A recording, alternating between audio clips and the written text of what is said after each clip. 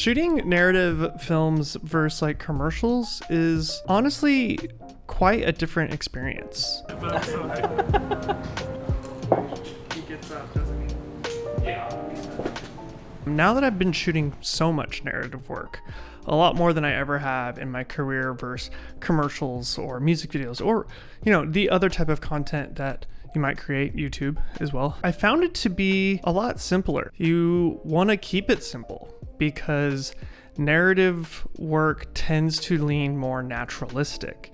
You're trying to create a story that's grounded in some sort of reality.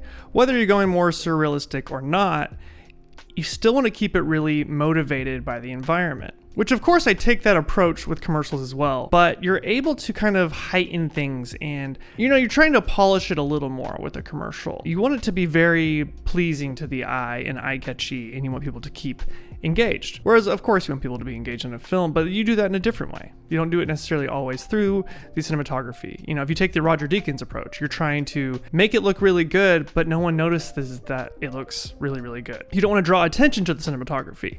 Now, that's a hard fine line, surprisingly, right? You don't want it to look so undercomposed or underlit that it looks like you turned on an old video camera and just started pointing it around the room and you don't know what you're doing.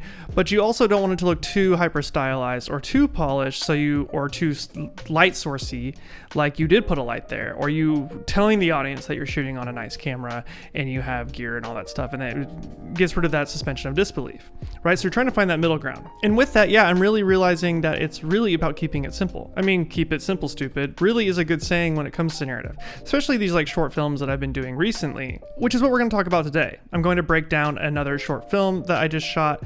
This will be part one. Again, this is just the first day of shooting. We're doing 2 days of shooting. The other one's tomorrow. So I will make another video about that one as well coming up. But we got a lot of really cool shots in this first night shooting. We shot into the late hours of the night, but really just trying to keep it simple and to elevate the lighting that was already on the location that we were shooting at. This one is kind of another sort of horror, surrealistic thriller, kind of like Smile or It Follows, kind of in that same tonality, right? So grounded in reality, but with these moments of, you know, of paranormal that you don't quite understand. And in those moments, we can start to, you know, change focal lengths or change the way we compose stuff to heighten that, to make it feel a little bit out of this reality, right? Shot on the Ren Bonstro again, this time on the Thighpoc lenses. Got rid of the DZO Arls. Great lenses. A lot of people were asking me why I got rid of those. The Thighpocs, I just have more of them. They're smaller, they're lighter. I really like how they look. And I just simply had a 5 lens set versus only having 3 of the other ones. And it just made sense to not have so many lens kits in my possession. I also have my Canon FDs. I've got a couple Sigma lenses. It's just like, I don't need all those lenses. And the Thighpocs are just really nice. They have a very interesting look to them and how they fall off and the kind of smoothness of them. They're textured in a different way than a lot of other lenses I've used before. And I'm just really enjoying the look of them and what they're capable of for me. Easily mount them on the Komodo, easily put them on a gimbal because they're so tiny. They have really interesting flares. They kind of have this smudge flare that I've talked about before that did come into play a little bit in this one, and we had to figure out how to control it. So they're a little unwieldy sometimes, but when they do flare, you're like, that's a different type of flare. That's something unique that I don't see all the time. So it's kind of fun. And I like these lenses, so that's what I'm going to be rocking for the foreseeable future. Shooting another feature film here in 3 or 4 weeks, and I'll probably be using the Thighpocs exclusively on that as well. Good lenses. If you want to try them out, there's a link in the description below. So this first setup, we're outside in an alleyway, and you know, we're waiting for the sun to go down. We're setting up our lights, and this is, you know, this is trying to figure out how to use the existing lights in the alleyway, right? This is a low budget short film. We're not able to get rid of all the power on the strip, on the, you know, the alleyway there, the city lights, and put up a condor or anything like that. This is like, what do I have in my van package that we could use? Actually, my gaffer friend Kyle Hood, who's been helping me on these short films, he actually broke out a light bank, which I haven't really played with the light banks that much. I've used them just a little bit here and there for some tests, but I didn't know if I was really sold on them until this shoot, and especially for narrative work. So the light bank is basically this inflatable tube, but it's a lot bigger than like a tube light, right? And you put it on the end of a Cobb style light with a reflector on there, and it just fills up this long cylinder of soft light. And we use it on the 720B, the Nanlite 720B, which you're not supposed to do. I don't think it's rated at that intensity, but we never went past 40% on the 720B. Most people use like a 300 or 500 or smaller, honestly, when using those lights.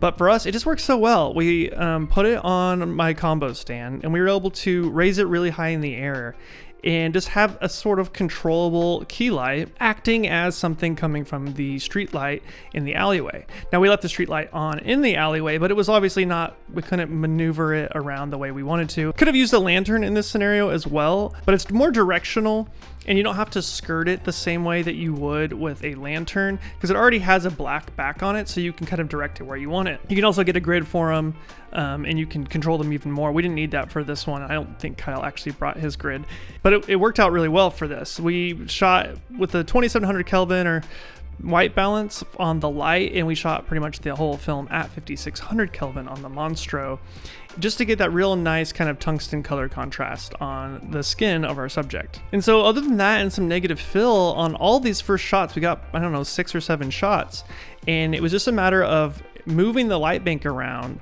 you know, raising it, lowering it, or moving it farther around to just get a little, you know, key light on the face while using the practical lights in the environment. Otherwise, maybe blocking a practical light here and there. And this was a fun setup too, because we got to play with focal lengths. I really like to have an approach to each one of my projects, and I stick with a certain focal length for certain things, right? Often I'll use like a 35 millimeter, talking about full frame here, 35 millimeter for like a 2-shot or a wide shot, and then we go into like a 50 when we're going into singles of people. But for this, it was interesting because we were trying to create this like grounded reality until things started to kind of go wrong, and then we wanted to kind of break that mold. So we were almost primarily on the 50, we had the 35 for the wide, but then we went into the 75 millimeter to then compress the background, kind of isolate this subject and feel like we were farther away from them. And that 75 Thypoc looks really nice. I really like that lens.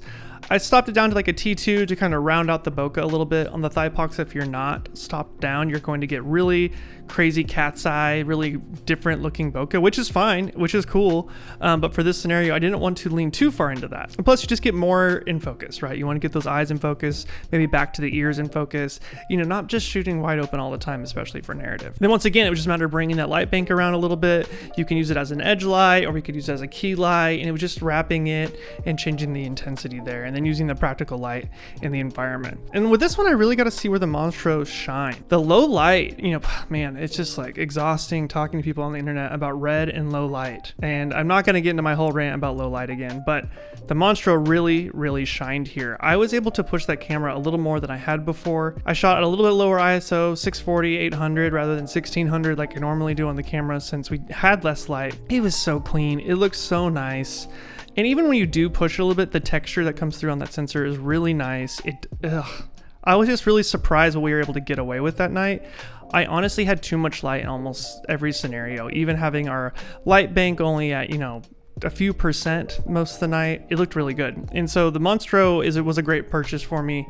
This is not a long-term review or anything, but I have been using it for a few months now on a lot of projects. I've already shot like maybe 6 or 7 projects on it. And I'm like, wow, yes, really glad I bought that camera. It's an incredible camera. It just takes all this legwork out. Even the color science, trying to get the yellow skin tones that I like, it handles those better than the Komodo did. Not that the Komodo is bad by any means, but just a much easier to get there. You know, it just has that dynamic range. It has a better color science, in my opinion, just an easier one to work with. So it just gets you there quicker is really all I'm talking about. But I turn that camera on and I just don't have to think about it anymore. I don't have to think about the limitations of my camera, and that was the reason I bought it.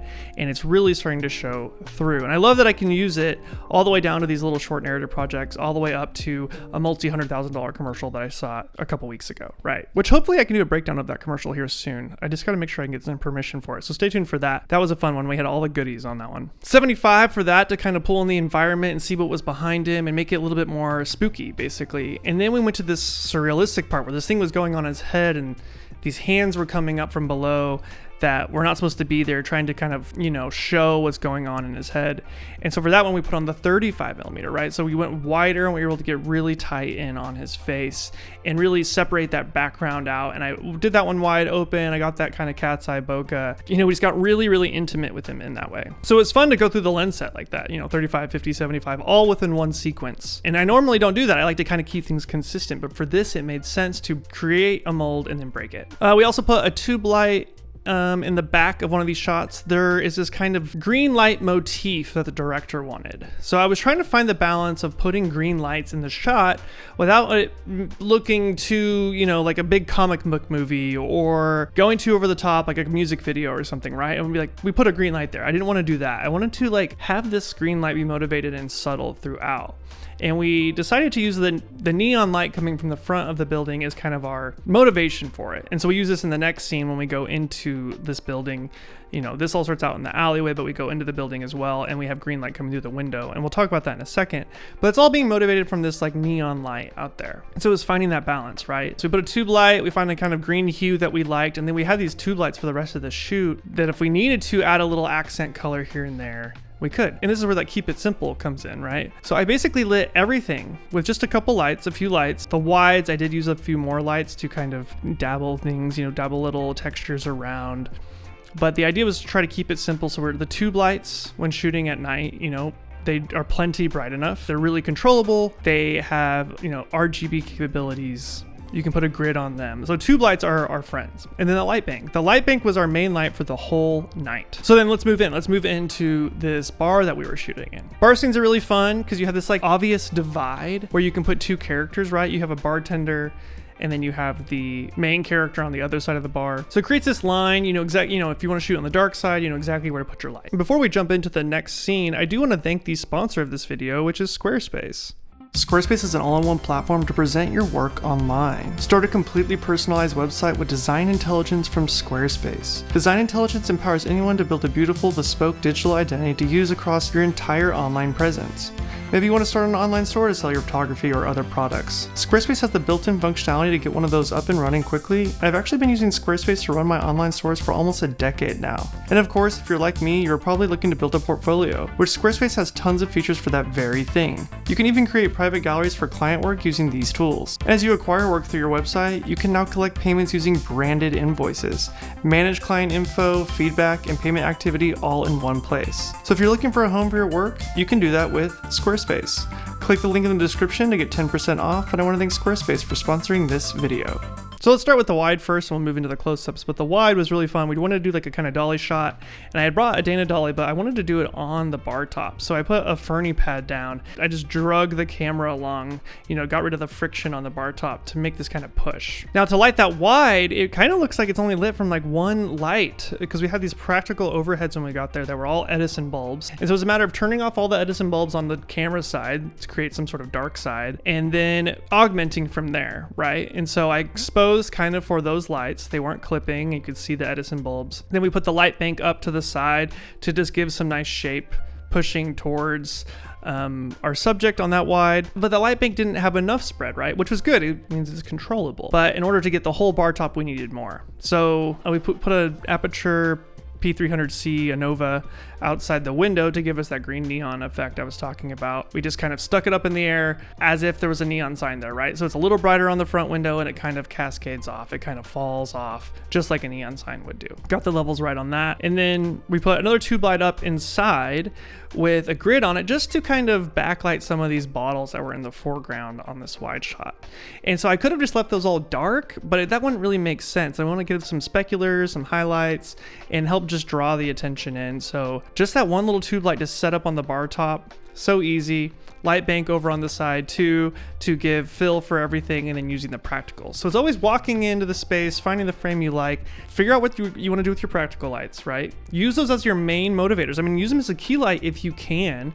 You usually can't, but start there, right? You start with all that, and then you start augmenting around it, wrapping it, polishing it off just enough without going too over the top. And then to sell the green effect just a little more, the bar was just so dark on the other side because we had turned off all the overhead lights except for the main ones. And so we put a little tube light on the other side in the corner with the same green hue kind of danced it around to figure out where it kind of feathered off the wall just right, acting as if there was just a little bounce coming in from that neon at a far window or something, right? And when we were doing it, it kind of looked like, oh, you guys put a green light there. But when you look at the shot and out of context, you just can't notice that. It just looks like ambient green spill in the room, and it just adds a little bit more of shape and a little bit more context for that green. And then going in tighter, you don't change much, right? What we did end up doing was, for both coverage, eventually the main character is talking to a bartender, so we had to use a similar approach here, is that we brought that light bank in closer down to the subject's level basically, and then we kept the green tube light in the back, trying to decide if we wanted to have a little bit of green fill back there. We didn't do too much with it. What we ended up doing was actually creating a little bit of a backlight, a little bit of a shoulder light, a little bit of a hair light, to kind of just separate him from the background and get a little bit of that green coming in. This was a fine dance. It was really hard to make sure it didn't look like we put a green backlight there, right? This isn't old school Hollywood where everything has a backlight. Didn't want to go too far into it, wanted to keep it dark and moody. So we put a grid on that, I believe, as well, a grid on that tube light over the top. And, you know, just danced it in to find out where it can hit the shoulder, not flare the lens, because it did flare the lens at first, and then also not get too much on his hair. So that was kind of the game that we played for a little bit, but that turned out really nice. It separated him from the background, like I'm saying, and we just left all those lights off in the back, brought that light bank in, kept it simple, just kept the lights that we already had up and moved them around to make it match the wide the best we could, while still giving shape to the character in that close-up moment. And then for the reverse, flipping it around for the other subject was not much different. The only thing I wanted to do differently on that was we needed to put something on the bottles behind her, the bottles that are on the back of a bar, because we had turned off all the overhead lights, and that was, well, we needed to augment some ourselves, have control of it. There was this little practical lamp that we had turned on. Did a little bit, but not a lot, but we were trying to use what was in the room to start. So we went with that green light effect again for the back, and all we did was just set up a tube with the green light on the bar behind her, kind of just feathered off those bottles, adding a little bit of specular highlights.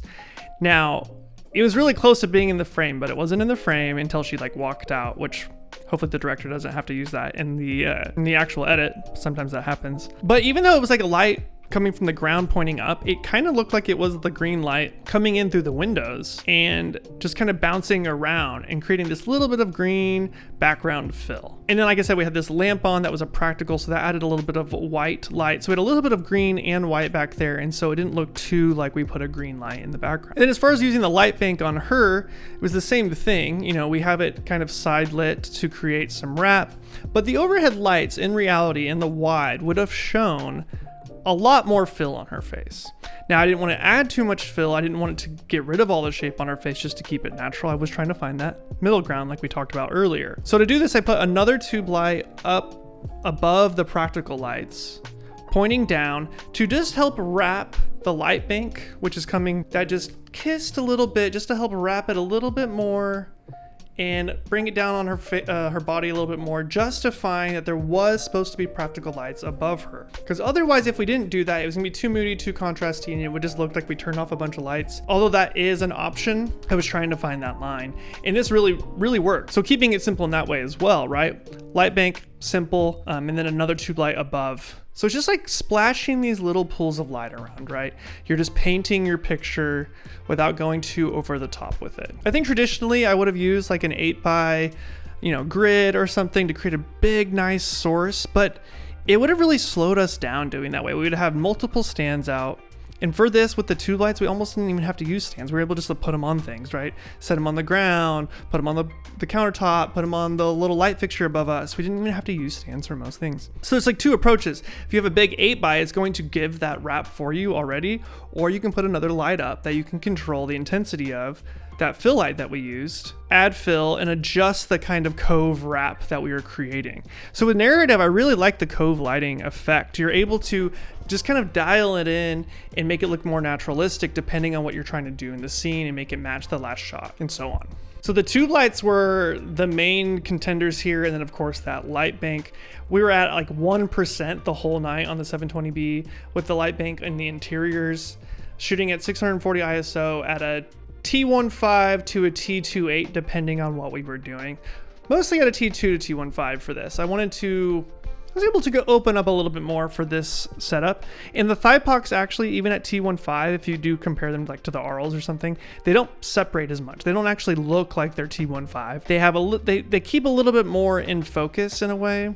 They don't pop your subject off the background in the same way. And so T15 often doesn't look as fast as it may seem, but in a good way, not in a bad way. And then the last scene here was on this other side of this wall, and we had the character on a phone call. Once again, keep it simple, stupid, right? All we did was we kept all the same lighting back there that we had before. All we did was put up a tube to push a little bit more green through these kind of slats that you can see here in the shot. We brought that light bank around. We brought it around really high in the air as if there's a top light, and we angled it. So if he's facing this way, and we angled it kind of at a 45-degree angle to create just a little bit of wrap around his face as if there's one pretty practical light right there. Kept everything else dark. We played with having some moonlight coming in there, but we just didn't like how it looked. And it really wasn't necessary. We just wanted to keep it dark anyways. It matched the scene from before. We didn't have any real moonlight in that one either, so it just made sense to go this direction with it. And the actor was able to pull a tear out on that take, which was pretty cool.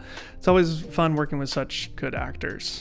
And that was just a matter of turning off practicals and blocking practicals, because we did have the spotlight pushing in where he was at, and we didn't want too much of that.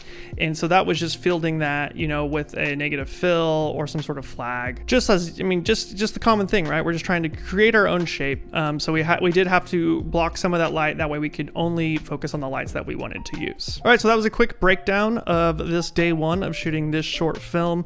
Coming up in the next video, we will have a part 2 of this. We're doing a little motel scene, which should be pretty fun. I love shooting motels, and we have some opportunities here to go a little bit more surrealistic, just play with that tone a little bit more. So stay tuned for that. Until next time, guys, as always, I'm Sensor Sakurai. See ya.